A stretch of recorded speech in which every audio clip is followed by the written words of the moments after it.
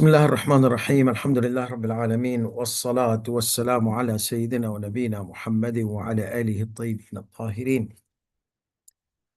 واللعنة الدائمة الأبدية على أعدائهم أجمعين إلى قيام يوم الدين. رب اشرح لي صدري ويسر لي أمري واحلل عقدة من لساني يفقه قولي. So inshallah we're going to continue talking about the conditions of Tawaf.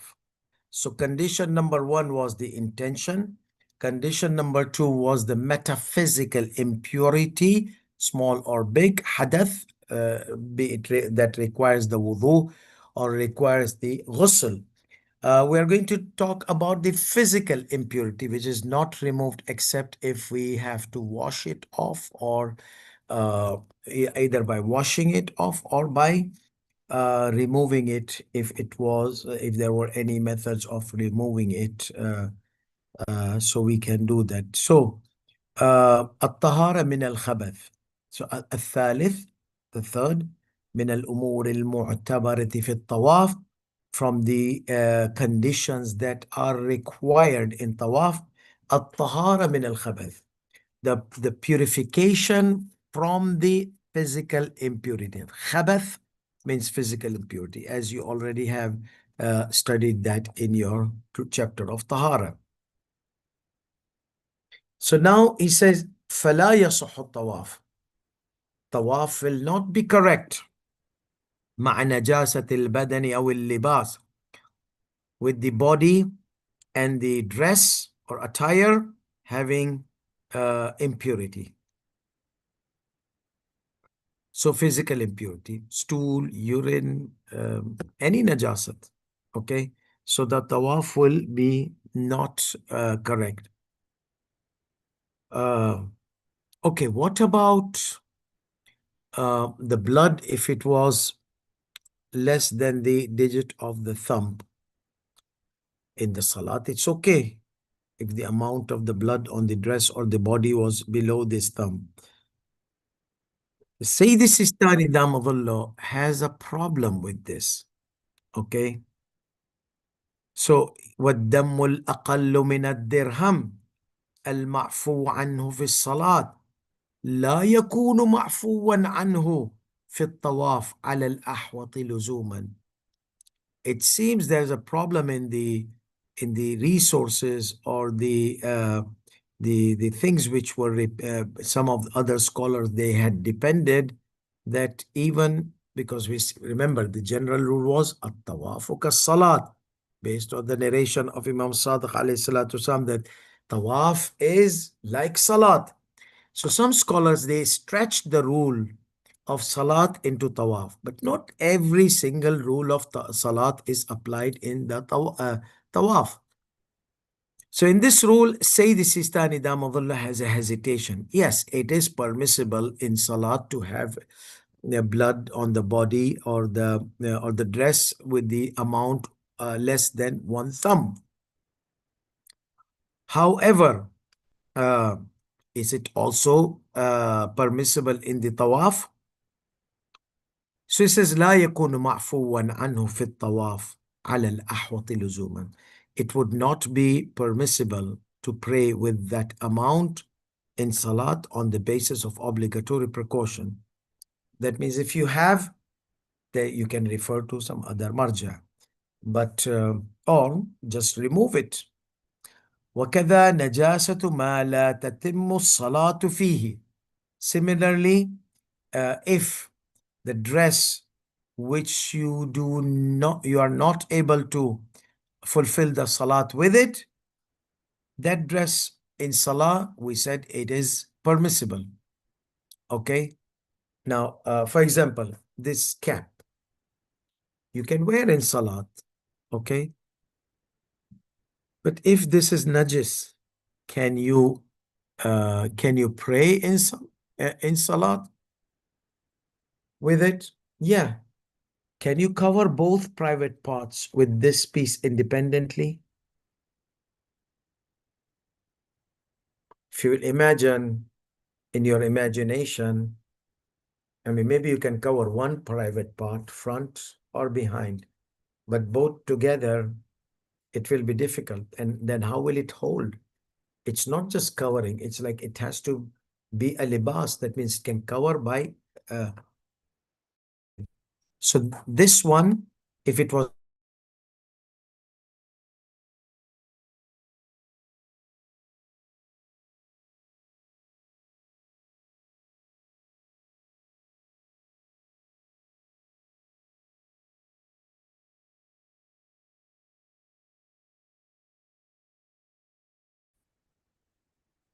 becomes impure, you can't pray with it. You can't pray in that.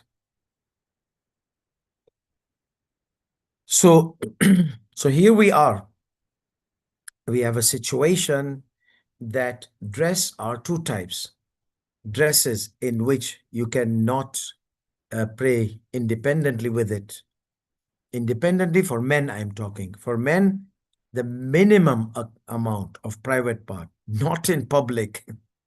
If you're at home, you don't have anything else to wear, and you just got this, will you be able to cover both private parts together independently without adding a belt or something like that? Or maybe like this, but either front or behind? No, it has to be front and behind, covering both private parts independently, like without any strap or those kind of things. Okay. So this is one type of dress where you can wear it, but you cannot cover the both private parts independently. When I say both private parts, not in reality, we're talking hypothetically. Hypothetically, can you cover this? If you can, then if it is najis, you cannot wear it in salah. If you cannot, if it is najis, then you can wear it in salah. So to understand the rules of najasat, this is the grand rule of hypothetical rule, that does it cover private part independently? What does that mean? That means will you able, because without covering the private part, salat is invalid. Okay, you cannot pray without covering the private parts. So salat is invalid. So can you pray? That means complete your salat with this independently? No. Okay. I mean, I can't understand how you can do it, but for me, it's no. But if you can, then you have to prove it, not practically, but telling me how can you cover the both private parts and it does not fall. It stays like it's a libas. Libas means doesn't fall. I mean, it's like it holds to your body. Uh, I don't think so. This can. So it is, if this is najis, you can wear it on your head, not covering the private part. Covering the private part is a hypothetical scenario. It tells you, yes, this is something which can be najis. This is something which cannot be najis. So then you can wear, and there's a najasat on your cap. It will not affect your salah. But when you come to the shawl, it's a big chunk. It can easily fit diaper. Okay. You can bring this side, back and front, and you can wrap it tight with these two toggles. And then whoops, you have a good diaper independently. You can cover your private parts with this and it would stay. I haven't tried it, but I'm just giving you what I have been told by my teachers. They showed me also this shawl. So this is the thing. Yeah, so this was an explanation of the sentence. Um, ما لا تتم الصلاة فيه. A dress that the salat cannot be offered independently with it. La tatimmu salah fi is a short word, but the explanation. So it's better to write an explanation that a dress in which the salat cannot be accomplished independently just by dressing, just by using this. Is using this, you cannot cover the private parts independently. Okay. So he says, after saying that this part is exempt in salat, blood, this amount of this part, in tawaf, it is not exempt. And then we have the najasat ma la tatimmu fi salah. And if وَكَذَا نَجَاسَةْ مَا the second thing. And similarly, this, if it was najis, okay, in salat, it's okay. But in tawaf, it's not okay. So this rule is, this rule of exempt that this can be najis and you can wear it is only for salat, not for tawaf. In tawaf, you cannot wear this. Obviously, if you are in the state of ihram, no. But what if tawaf in Nisa, you're not in the state of ihram. You're partially muhrim. After performing the hajj, when you're coming to umrah, coming to do that sandwich salat, tawaf of hajj, salat tawaf of hajj, sa'i for hajj, tawaf nisa for hajj, then you are wearing normal dress.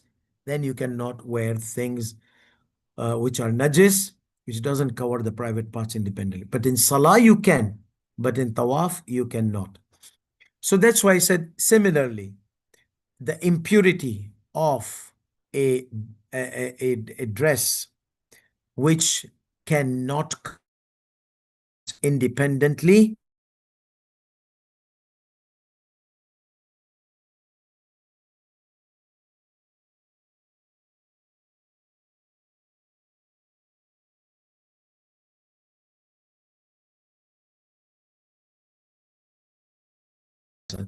during the tawaf, absolutely in every case. So when we say absolutely in every case, that means same like salah.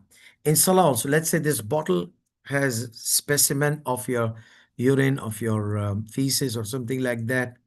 Obviously, this has clove in it. So, inshallah.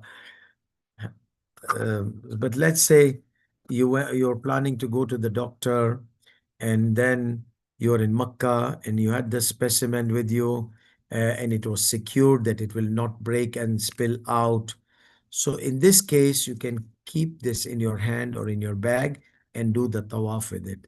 So there is no harm in carrying, or this one, if it was najis, but you are carrying in your pocket, you're not wearing it. Wearing it during the tawaf, we said it's not right. It doesn't cover the private part independently. So, نعم لا بأس بحمل المتنجس حال الطواف مطلقا. There is no problem in carrying the mutanajjis, something which is defiled object. Defiled object could be anything defiled, okay, in pocket or in the hand or in the box.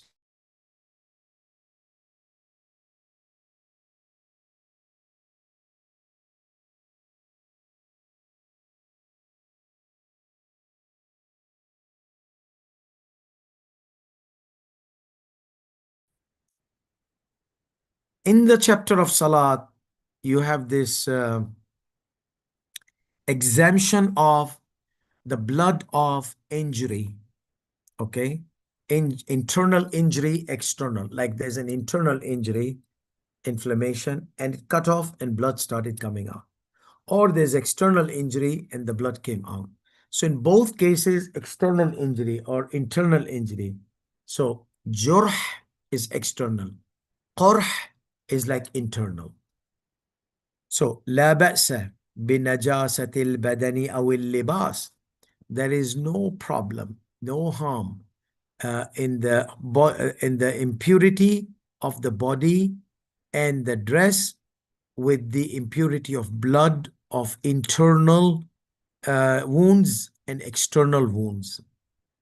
قبل البرء, still it's fresh wound, the blood is continuously coming and flowing. So before the healing of it. Okay, that's number one condition. Before, not after, before the healing. So still it's a fresh wound, internally or externally. Okay, internally means the thing, infection came from inside and it became pus, like those pimples, and those are not injuries. Those are internal infections, okay, and it collects the pusses and blood. So when you squeeze the hell out of it, it pops up. So people like to pop it. Okay. So that one is like qurh. And the injury by shaving and whoopsie daisy, you cut off sub areas here. That's external injury. So this, when you pop, it comes blood after the pus, and this one, blood comes out. So both cases, there is an injury and the blood is flowing. You're doing tawaf and you're not happy with the pimple or some kind of nasty pimple or nasty thing on your body. You see, you squeeze the hell out of it and blood started to come out. And now it's continuously flowing. And you are doing tawaf, for example, or you want to do tawaf.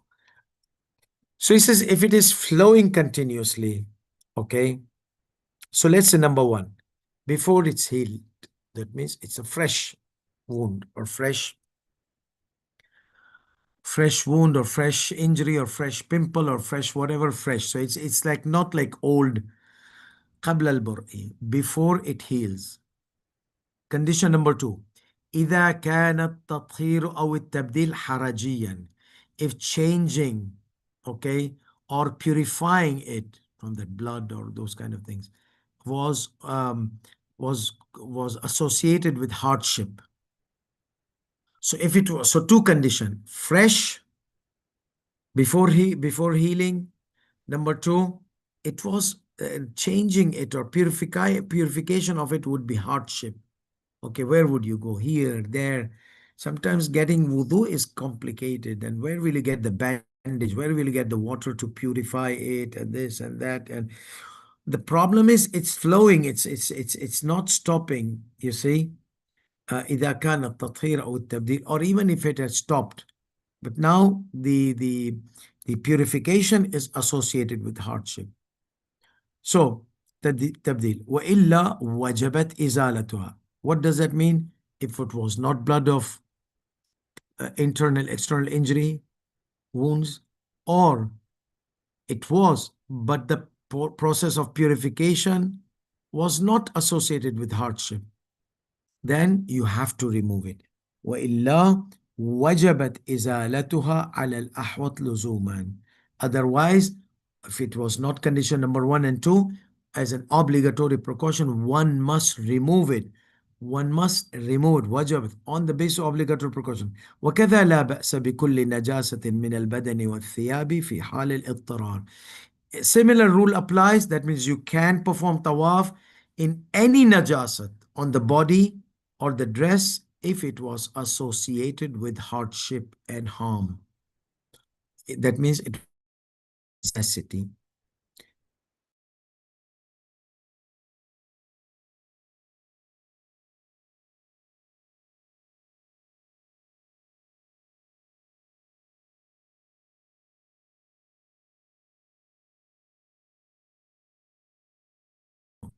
So he was unaware.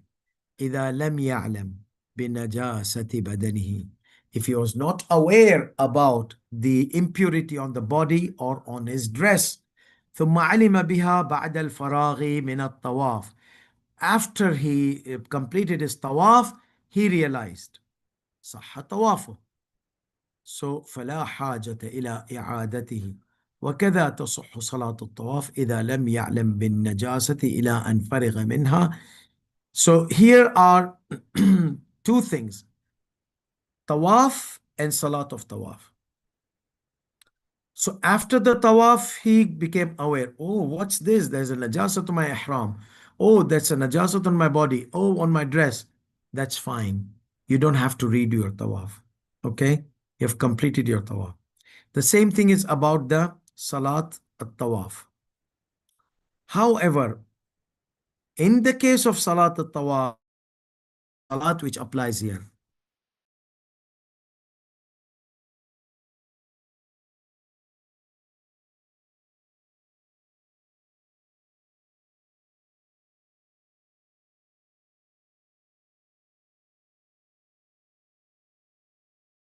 لم يعلم بالنجاسة إلى أن فرغ منها. And similarly is for Salat al-Tawaf, if he did not know about the najasat until he completed the Salah. Unless if he had يكون شاكا في وجودها قبل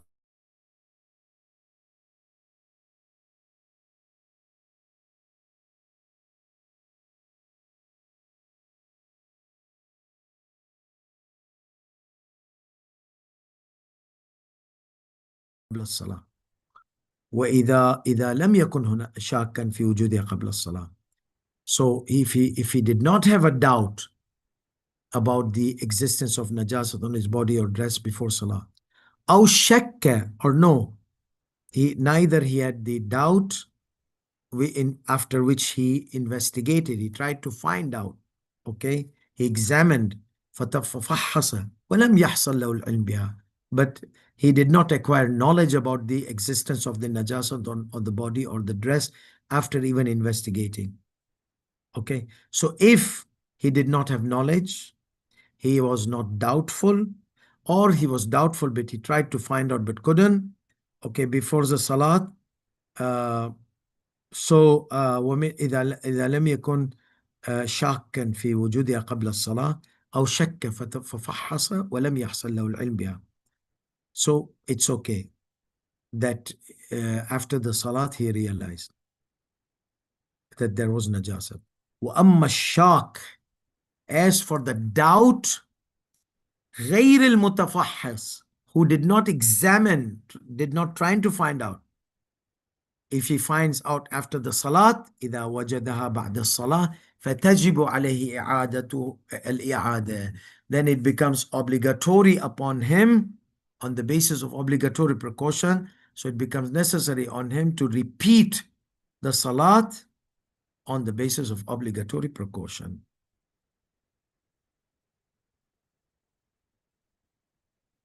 And then there's a rule of forgetfulness.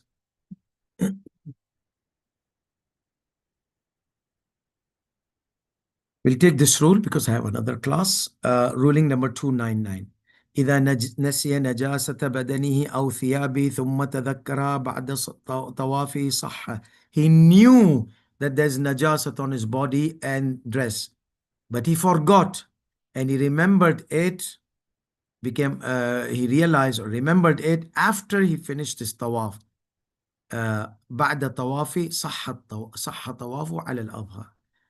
Most apparently to me, like say this Sistan says, his tawaf will be correct from the evidences. But seems like some others, they have different understanding from the evidences, that they are qawlun zahir, apparently. But say this Sistani is most apparently, it will be correct. That means there is an apparent fatwa which says no, he has to redo it because applying the rule which is in the Salat, chapter of Salat. But here, Sayyidi Sistani does not apply that rule that he has to repeat it. No. وإن كانت إعادته أحوط استحبابا, though because الطواف كالصلاة, so repeating the tawaf is recommended precaution. Okay, but most apparently no.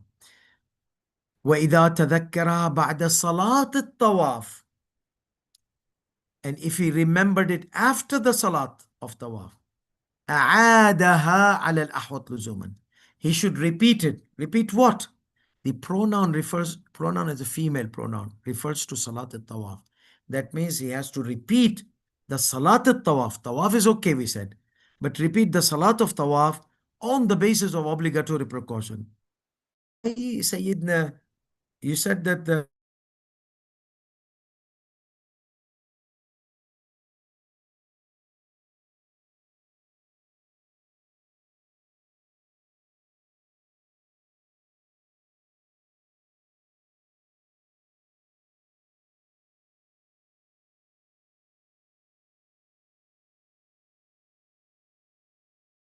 repeated on the basis of obligatory precaution. إذا كان نسيانه ناشئا عن إهماله. And this is also condition that if he had forgotten out of negligence, okay, carelessness, so he has to repeat it on the basis of obligatory precaution. However, if he did not forget it out of negligence and forgetfulness, then no need to repeat the salat al adhar. Most apparently, salat al tawaf does not need to be repeated if he was not negligent about it.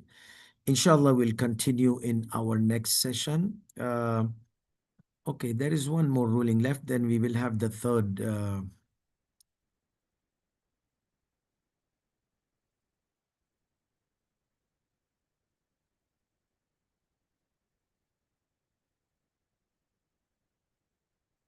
Yeah, let's keep it to our next one. وصلى الله على محمد وعلى آله الطيبين الطاهرين